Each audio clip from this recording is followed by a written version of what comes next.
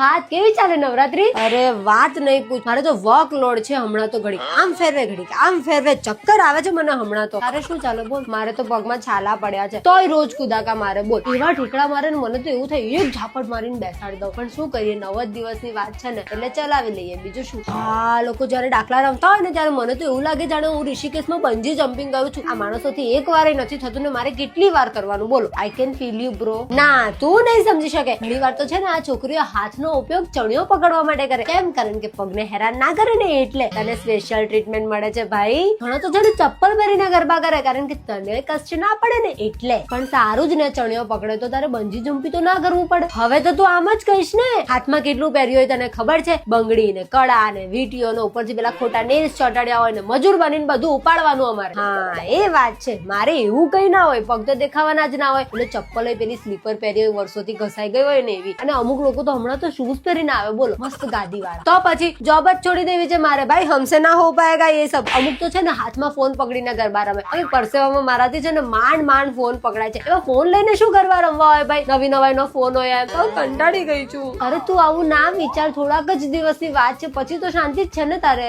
શું શાંતિ? ઘર સાફ નહીં કરે આ લોકો? કઈ શાંતિ નથી. આખી જિંદગી બસ કામ કરવાનું જ લખ્યું છે મારે. અરે હા કે ઘર સાફ કરશે તો મારા પગની તો 1 2 ને 3 થઈ જવાની છે.